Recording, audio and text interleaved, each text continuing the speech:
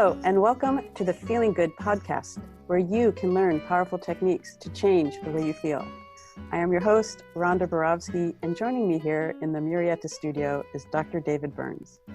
Dr. David Burns is a pioneer in the development of cognitive behavioral therapy and the creator of the new team therapy. He is the author of Feeling Good, which has sold over 5 million copies in the United States and has been translated into over 30 languages.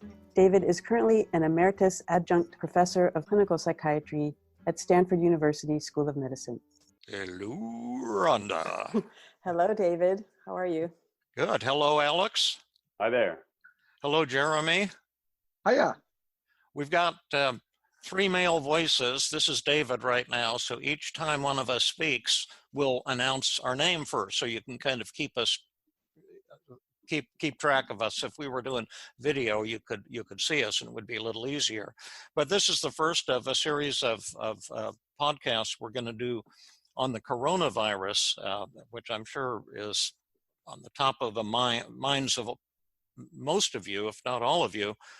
And this podcast was triggered by a letter from Phil McCormick, an email that I got just yesterday or the day before. Let's see. Yeah, yesterday I got this. Hi, David. I hope you're well and look forward to reading Feeling Great, your new book. I hope the launch is a big success. In fact, I'm confident it will be, considering that we need some tools to make us feel great again in these stressful times. And then he mentioned some other things about the new book. In light of the pandemic taking us into uncharted territories, I thought it might be interesting to hear of some tips from you that would help folks deal with the situation, kind of like David's Top 10 podcast, but this one focused on the hysteria, which is prevalent as I write. I'm sure your fans would appreciate it, and it might be a good jumpstart for your new book, Feeling Great. I realize that you're incredibly busy and don't expect an answer, and if you want me to tell me to go screw myself, I can use your techniques to handle that. So that was great. And then I wrote back and told him that starting tomorrow, we're going to answer your letter, and we're going to start several, 2, 3, 4, maybe even more podcasts on the coronavirus epidemic. And then he wrote back and said, Burns, you're an animal. So he really liked the fact that we're jumping on the case. Let's introduce ourselves so you folks can know who all the wonderful folks who are participating in our podcast today. Let's start out with Alex. Great. Yeah, my name's Alex Clarke. I am a psychiatrist and a psychotherapist and practice team CBT, and I'm excited to talk about this important topic. And Jeremy? Hey, I'm Jeremy Karmel, and I'm leading the development of the Feeling Great app and having a lot of fun working with David, Alex, and Rhonda. Absolutely, and you might remember Jeremy from a podcast it was probably 3 or 4 podcasts back on the Feeling Great book and the Feeling Great app that we're trying to develop. So today's podcast will deal with the kind of worries that people have and the kind of negative thoughts that people have been sending us about their loved ones, their families. And people are asking for help. And the kind of help that we're going to offer may be quite surprising and perhaps a bit unexpected. The politicians are getting on television and telling everyone to calm down. And while there's some merit in that, in team therapy, we often use paradoxical approaches and go in the opposite direction. And so today is going to be on the topic in praise of your worry, in praise of your fear, in praise of your anger. I think you'll find it helpful and interesting. Maybe, Rhonda, you could tell us, read some of the kinds of issues that people have been worried about. Okay. So we've been collecting negative thoughts that patients and family members have told us that they've been having, and some of them are, the world will turn into an apocalypse, I'll be a carrier and I won't know it, and I'll infect my partner or my children, and they'll get really sick and maybe they'll die. And I'm divorced and I'm worried I think that my ex will try to keep the children from me. My ex will not be as vigilant as I am about keeping our kids healthy. They'll get sick and infect me. I'm looking for a job right now. No one will be hiring for a long time. I'll never find a job. I won't have enough money to pay my rent. I'll be evicted. I'll end up homeless. Or I won't have enough money to pay my business rent and my business will go out of business. I won't have enough money to have fun. You know, my parents are going to contract the virus, especially one of my parents who has chronic health issues, and they're going to get sick and die. I'm going to get cabin fever. Other people in my life will die from the virus. I'm going to lose a sense of myself or connection to reality with everything as surreal as it is. But aside from those thoughts, people are doing really great and feeling great right now, right? Yeah. Right. Announce yourself. Who was that who was speaking? That was Jeremy. Yeah. Oh, there we go. Right. And then these were some of the thoughts that might possibly have some distortions. Were there some realistic thoughts also? Yeah, there's a lot of thoughts that are, that are factually based. There are numbers of people infected. The numbers of infected people are way higher than what's being reported because there's not enough testing. The pandemic is worsening. The pandemic will get much worse than we realize now.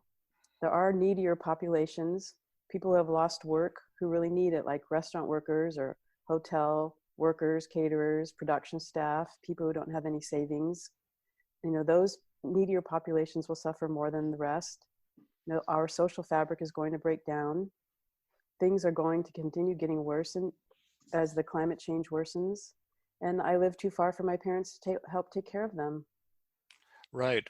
Alex, could you comment on these two categories of negative thoughts, some that are fact-based and some that are more firing up feelings of fear and panic and anger and mistrust and so forth? Sure, yeah. The first thing I think of is that we feel the way we think. So even just hearing Rhonda read these, that I kind of have a wave of feelings that came over me, and it makes sense that, if these messages are going through your mind, that you could be having potentially very intense feelings of anxiety and worry, depression, and, concern about your relationship connections and all of these kind of things. So I think one of the key things that was already touched on, which is critical, is how to separate, thoughts that might have distortions or might be kind of exaggerated or off base in some way versus facts that are true and might need more of an acceptance approach or kind of an embracing. Right. What is there a difference between this is David again, between healthy negative feelings and unhealthy negative feelings, and what's the distinction between them? Right. Yeah, essentially. Who's talking now? This is Alex again. Okay. There's a huge difference in a way.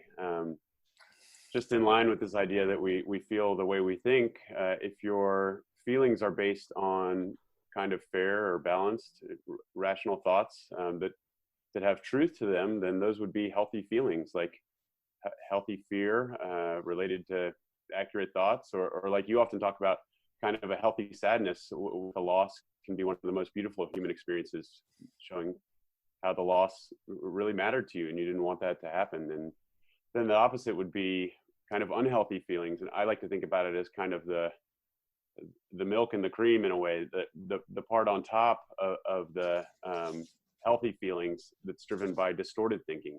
So distorted thoughts are the cause of unhealthy feelings, and they often cause the volume to be up a little loud on our negative feelings. So to give a specific example, because you've said two really important things already, Eric. This is David again. One is that the coronavirus or any event can't upset us. Only our thoughts can upset us. And that goes all the way back to Epictetus 2,000 years ago. And that, so that's why we read this list of negative thoughts that people are having, it's those thoughts that are triggering our feelings about the coronavirus. And a second point is that distorted thoughts, for the most part, are triggering unhealthy negative feelings, and valid negative thoughts are triggering healthy negative feelings. What would be an example, Rhonda, of one of the valid negative thoughts at the bottom of the list? There were about 10 of them. Well, the valid negative thought is we don't know how many people are infected because there's not enough testing going on. Yeah, and that's valid. So it would be valid to have some concern about that, some frustration about that, maybe some anger about that. What would be an example, Alex, Jeremy, or Rhonda, of a distorted negative thought about the coronavirus? I'll chime in on this one. It's Jeremy speaking. A good example would be I won't be able to be close and connected with my family because of the coronavirus. Or another one might be I'm not going to be able to have any fun or do anything I enjoy. That would be those would both be kind of all or nothing thinking, fortune telling thoughts. Where it might be accurate to say I'm not going to be able to do a bunch of things that I enjoy doing. Right, I won't be able to go to the gym. I won't be able to hang out with my buddies at work. But if you tell yourself, I'm not going to be able to enjoy anything, then that's going to be a distorted view of it. It's going to cause you to be somewhat upset. I love what you're saying, Jeremy. And then in a minute, we'll get on to some help that we have for you folks who are listening. But these are theoretical points, but they have practical importance. And I might print the list of 10 cognitive distortions in the show notes for this podcast. If you read the show notes or go to my webpage, feelinggood.com, there's a podcast tab, and there you can link to the show notes for any podcast that you're interested in. But I had a patient whose husband had got in a bar fight, and he got shot in the leg, and his leg was amputated from the knee down. And then she was very depressed because she was constantly saying, oh, look, there's a couple on the beach when they'd be driving, and we can't go to the beach, and then we can't go dancing like we used to do. And her mind was constantly flooded with noticing the things that she couldn't do because her husband had this partial amputation of one of his legs. And that's called mental filtering and discounting the positive. She was just focusing on all the negatives. And as you say, it's also all or nothing thinking. And she's discounting the things that she can do. The solution for her was to begin to think about, what can my husband and I do? There's millions of things that all of us can't do. Like I can't be an astronaut. At least NASA hasn't been calling me recently. So I can't play in the NBA. Of course, the NBA stars can't play in the NBA now either, but there's an infinite number of things that we can't do. And there's also, many things that we can do. And so you can use Skype, which is free to connect with loved ones. And I'm looking forward to going out jogging later. I'm loving hanging out with you folks, and I've been feeling closer to Jeremy and Alex lately than ever before, and Rhonda too, because we're working on an app together, and I'm having my Tuesday group at Stanford via Zoom, and it's so you can be, your thinking is going to have a huge impact. And no one wants to minimize anything that's real. The danger of the virus is real. So some fear is definitely healthy. And the art form is to learn to distinguish negative feelings that are realistic. But that's not your suffering. Your suffering always comes from a distorted view of the situation. Does that seem accurate, Rhonda or Alex? Or Sure. Yes, it does. I'd love to now, hop in here too. Just David, you just yeah, sparked something in my mind, which is so true about what you're saying. You know, I'm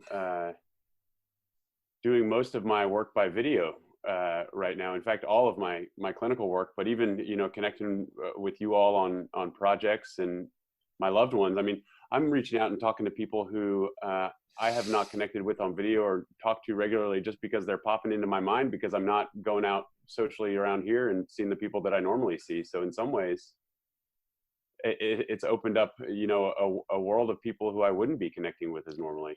yeah, just our neighbor Donna, who we haven't talked to for years, just for whatever reason, you kind of drift away, and then you get connected with people. And she sent us an email. She lives 2 houses away, but I used to see her husband Stan, you know, frequently.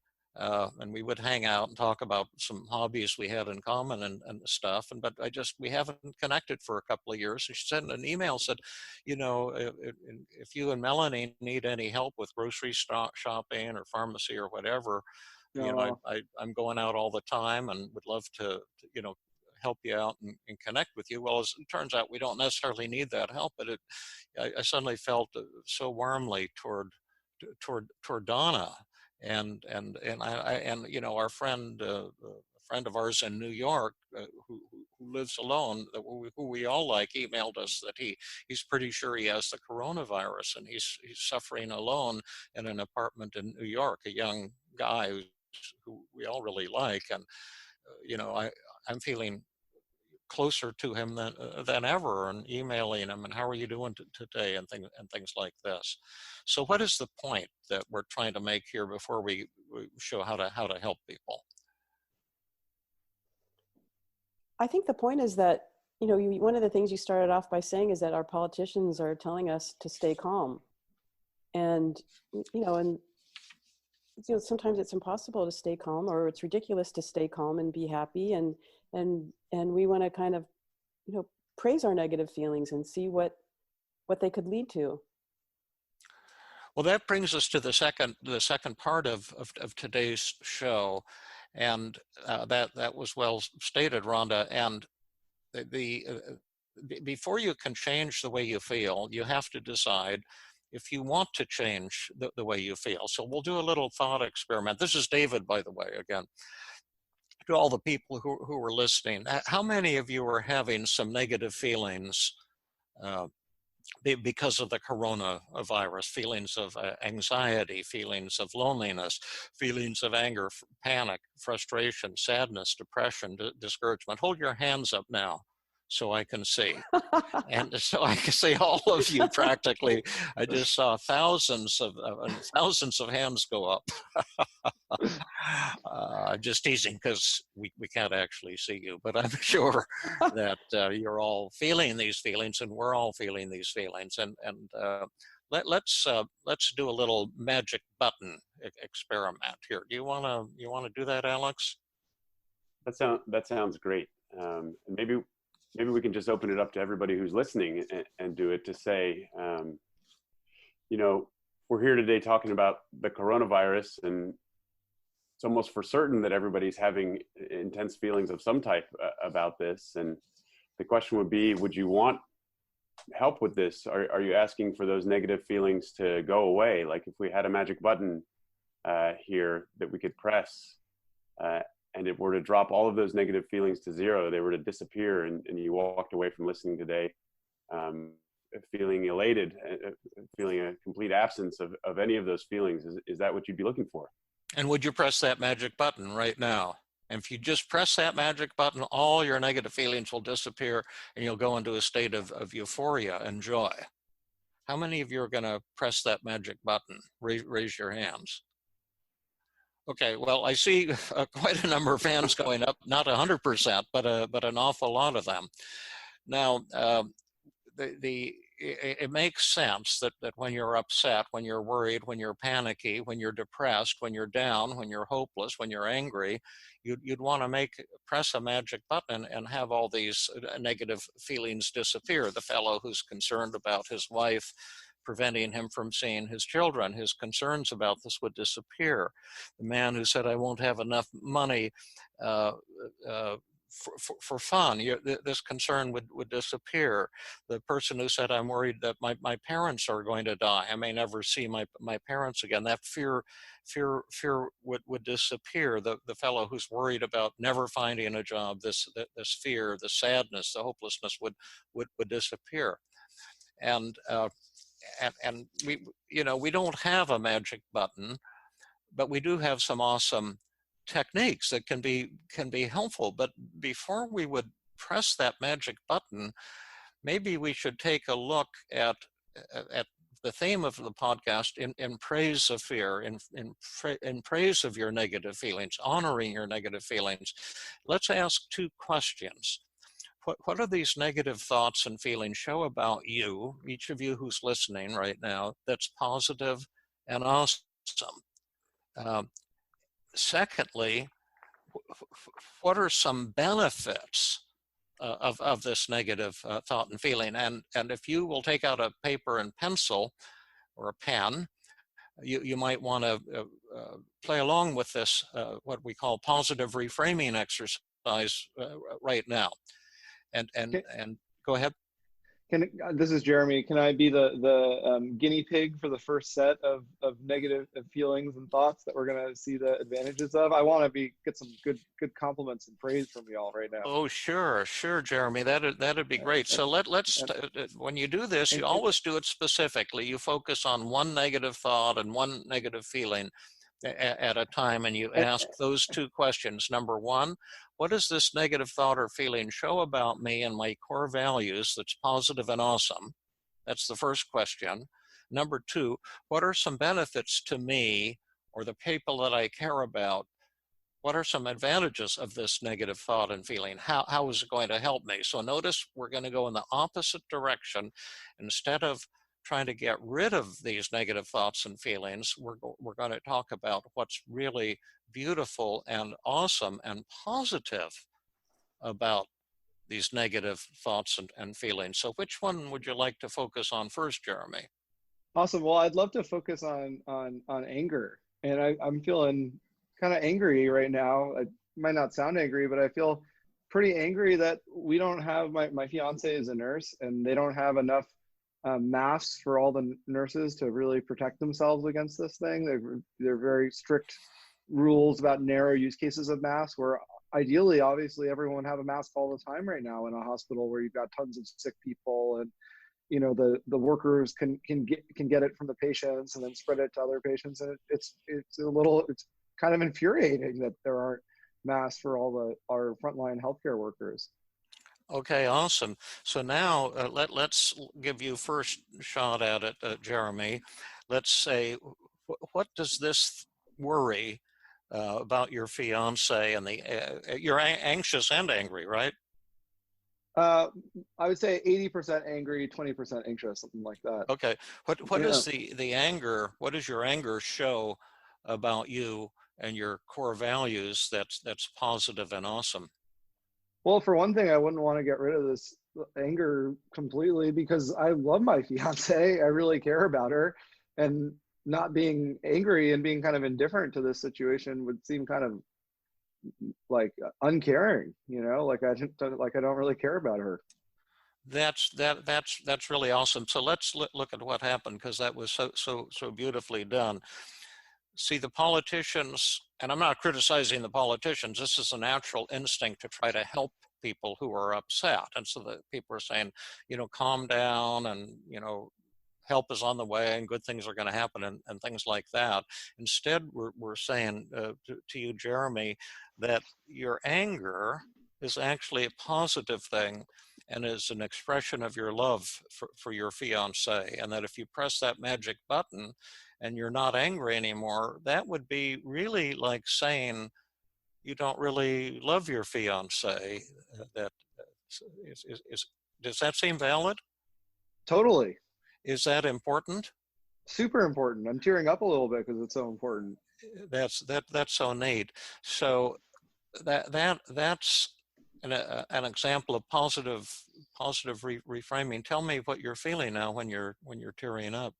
Well, I'm just thinking about how sad it would be if she got infected and got sick, or she's pretty young and healthy, so probably if she got infected, she might not get so sick. But then she could, she tells me that all day she's working really close to everyone else in the hospital, and she could spread it throughout the hospital and through all of her patients. And I'm not saying that's probable to happen, but it could happen, and it's a horrible thing that's a real possibility right now. So that's awesome. And so you're also sad right now. How sad are you from 0 to 100? Maybe like 25%. Oh, not intense. Yeah. Right. Would you want your sadness to go away? No, I think that's kind of a good level for it right now. Yeah. So it's a beautiful thing. So that's just a little mini example of positive reframing, and how angry maybe would you want to be between 0 and 100 if we had a magic dial and could dial it down? Well, I think what I'd like is to feel some moments of very intense anger, like to have some 90% anger from time to time, but for it mostly to maybe be at the like 5-10% level. Yeah, awesome. So let's take another example of this. That was really great, Jeremy. Can you give us, Rhonda, maybe take another negative thought there that somebody has of the negative thoughts that you read, and let's see what this shows about. Yeah, I'm gonna. The world will turn into an apocalypse. David, we can't hear you. Can you hear me? I can hear you, Rhonda, but I can't hear David. Can you hear me now? Yeah, great now. Oh, I must have bumped into my little button on the cord that turns the microphone on and off. So the thought, the world will turn into an apocalypse, and what are the feelings associated with that? Fear, and I'd say fear is about 90%. Yeah. Now, again, if we press the magic button, that fear will completely disappear. Now, what is that fear? Let's pretend like this is your thought. This is Okay. One of our listeners, but what are some benefits of that thought, and what does that thought show about you and your core values that's positive and awesome? And Jeremy can chime in, Rhonda can chime in, Alex can chime in. I think it shows that I really love. You're not very loud right now, by the way. I think it shows that I love life. Okay, is that true? Do Yes. you love life? Yes. Is that important? Yes, it's really important. Is that powerful? Yes, it's very powerful. Great. Okay. What are some other benefits of that thought that the world will turn into an apocalypse? And also, what does that thought show about you that's positive and awesome? And anyone can chime in here. Alex? This is Alex, and I'm just thinking how important that thought can really be. I mean, in this kind of time with so much uncertainty, people who are having those thoughts, or having that thought ourself, prepares us and keeps us safe and really protects us, and even shows a love for life, that you don't want to get this and you don't want to infect other people. So it keeps us safe and it keeps others safe, the anxiety, you're saying, because I'll be extra vigilant. From a benefits perspective, the behaviors that brings about, if we press that magic button and that was just gone, why would we be sheltering in place? Why would we be trying to social distance and doing these things? We wouldn't. We'd be, going out and being careless. So are you saying, Alex, then that this intense fear of the thought the world may end in an apocalypse, that's a positive thing? From a public health perspective, it's probably one of the best things that could be happening. I mean, they reported that I think China finally had no cases maybe a few days ago. I don't know how it's evolved since, but I can only imagine that no new cases. No new cases. I can only imagine that takes the effort of everybody, kind of maintaining a lot of vigilance, a lot of healthy fear in a way, to not not be going out and worsening things. Oh, okay. So you're saying this helps keep the fabric of society together, and that it's been a success case now, surprisingly, in China, and that keeps us safe on a personal level, so we don't go out and take chances and risks and interact with people and possibly contract the virus or help to spread the virus. Is that real? Are those benefits real, Alex? Deeply, yeah. Are they powerful? They seem to be powerful and hugely important. Yeah. By the way, Alex is softer to my ear than others. How about you, folks? I could potentially change it a little bit. Is this yeah, any when louder? That's the same that Rhonda's doing. Yeah, it gets it closer to the mouth. Great. Yeah, great.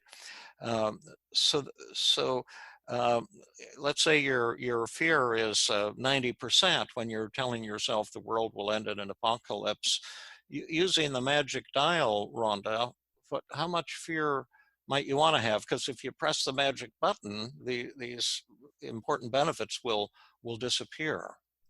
Well, I think I want to keep a significant amount because I want to keep reminding myself not to go out and not to engage in higher risk behaviors that could put me or my loved ones at risk for contracting the disease. So I think I'm going to say between 20 and 25. Right. By the way, when you talk, it makes a scratchy sound. Oh, maybe I'm holding. I think it's a little too close. I think you're holding a little too close. Okay. Yeah, great. So how much between 0 and 100? Between 20 and 25. Between 20 and 25.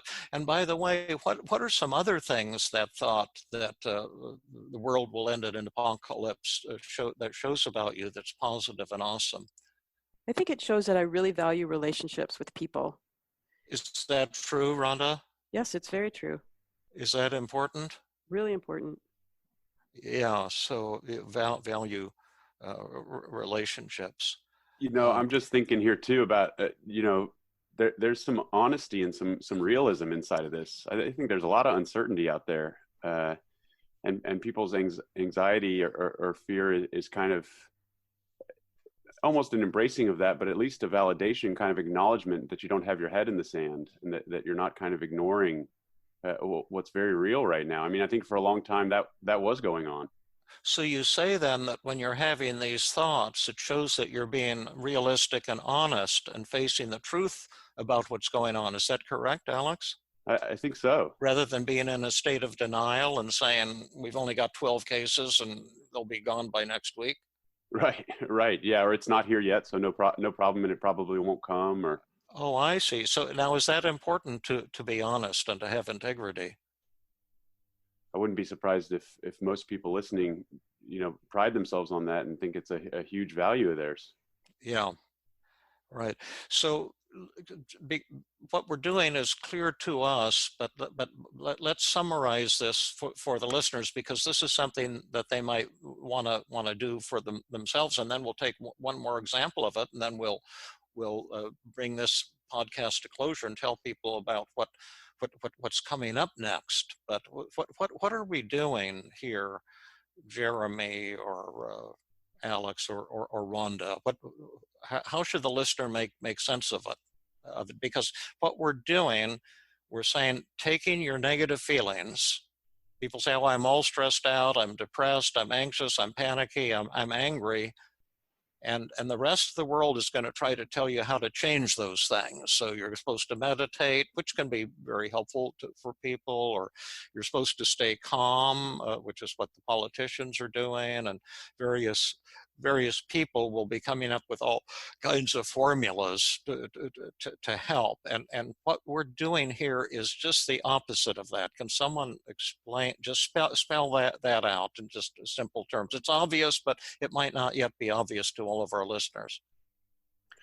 Well, we cling to our negative thoughts because underneath them, they're important parts of who we are, and they're they show positive aspects of who we are.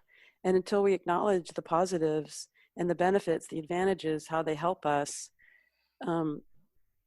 we continue to cling to them. But when we acknowledge the beauty of them, then we can dial them down or maintain part of them that we need to keep the benefits. But let go of the type of pain and suffering, the amount of pain and suffering that they cause us. So let me just summarize that again. You're saying our negative thoughts and feelings, like the world's going to come to an end and my parents are going to die, and our feelings like fear, anger, hopelessness, discouragement, loneliness, frustration, depression, that those are actually showing beautiful things about us. Is that what you said? Yes, absolutely. And they're also, those negative thoughts and feelings are also helping us in many ways. And that the goal should be, if you're listening and struggling with negative thoughts and feelings, write down what your negative thoughts are on a piece of paper. And then what are your feelings? Are you afraid? How strong is that from 0 to 100? Are you depressed? How strong is that from 0 to 100? Are you angry? How strong is that from 0 to 100? And then instead of trying to change these things, which is the impulse that almost everyone has, and which is almost universally ineffective, instead of trying to change them, make a list of, one, what are some benefits of these negative thoughts and feelings? And number two, what do they show about you that's positive and awesome?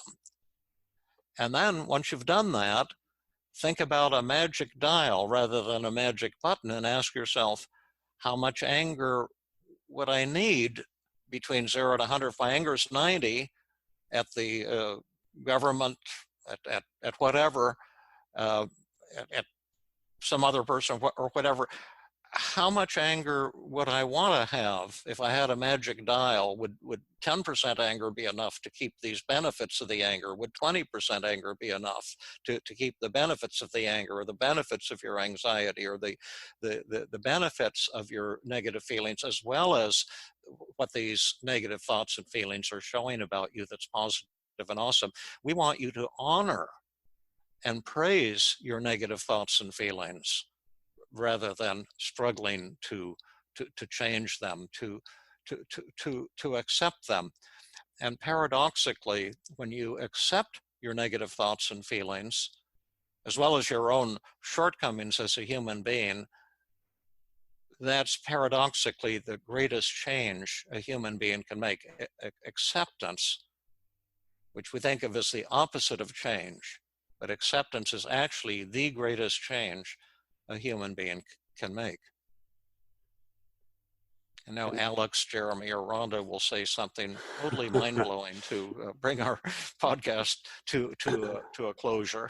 I'm having one last big thought here related to this, which is that, people are suffering because of these thoughts and these feelings, and nobody wants to suffer.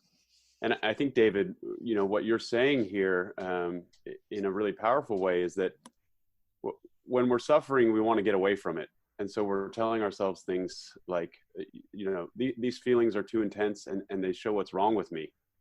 And you're actually, that these feelings, these thoughts, they actually are showing exactly what's right with us, and that it's going in an opposite direction.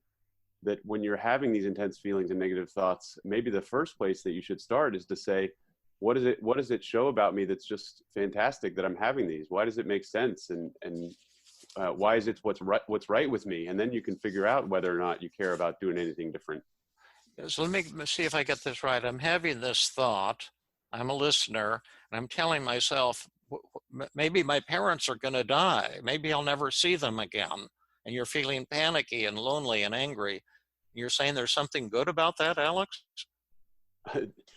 Maybe the idea that that's exactly what's right with this person, that they, if they weren't having those, what would their love for their parents be compared to what it is when they're willing to suffer those terrible thoughts and not want to lose these people that are so important to them? Yeah. Maybe that's exactly what's right. Yeah, that's so beautiful. I saw a man on TV this morning, kind of an elderly man, probably about my age. And his wife was in some kind of a facility there, recovering from something, but she's kind of trapped there now. And so he goes under her window every morning and sings for her. And she stands there and listens, and then he tells her he loves her, and his voice cracks, and and so his worry is his love for his wife. It's a beautiful thing. This is Jeremy. Can I chime in with one more thing on this topic? You sure can. Well, I think that one thing that is a little bit of a risk here is we're asking people to write down their negative thoughts and feelings and then see the positives of them. And I think that it can be kind of confusing to people. They might think this is just like a cheerleading exercise to make yourself feel better by giving yourself sort of positive messages like, oh, I'm really a good person. And I think that it's can be kind of a confusing distinction between that and what we're asking people to do. So I thought maybe just talking about that for a minute, like one difference I think is huge is cheerleading is just sort of general positive stuff. You're a good person, you're a survivor, you shouldn't be so hard on yourself. You actually have a lot of positive qualities. I think about this exercise is really using your negative thoughts and feelings to really identify what is really important to you and what are values that you really do have. It's not about general BS that would be true about everyone. It's really about looking at a specific thought like anger and seeing, does that show that you really care about justice in society, or does that show that you really care about protecting someone you love? I think it's kind of an important distinction. Yes, like your anger, we could say, oh, Jeremy, your anger shows that you're a fighter, and that would be BS. You can Right. say that about anyone's anger. Oh, you're angry, you're a very feisty fighter.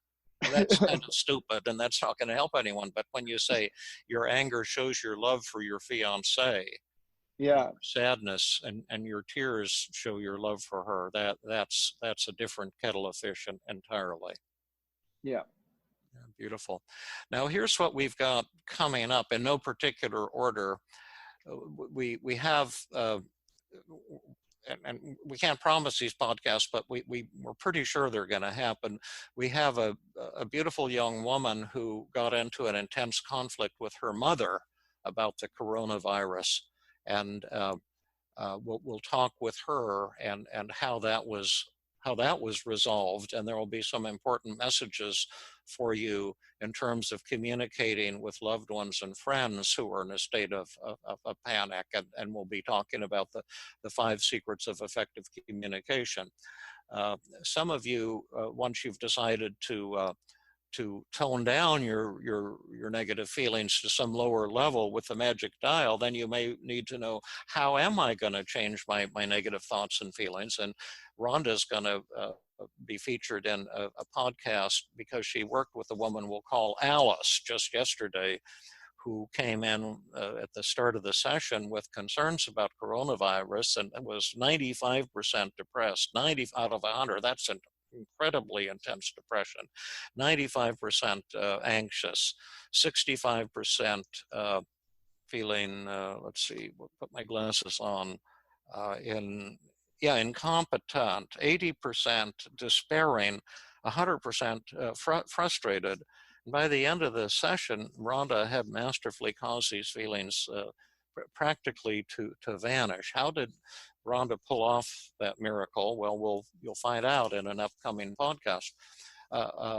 So those are 2 more podcasts. Another one is we're going to try to present a survey, prepare a brief and fascinating survey for you on how depressed are you now and how depressed were you before you heard about the coronavirus epidemic. How anxious are you now? How anxious were you before you heard about the epidemic? And we'll create the survey, and then I'll distribute a link for all of you who would like to take the survey. It's not scientific, but we want to get some estimate of how intense the angst is around the world and around the United States at this time. What is the volume of negative feelings like anger, anxiety, panic, loneliness, depression, whatever.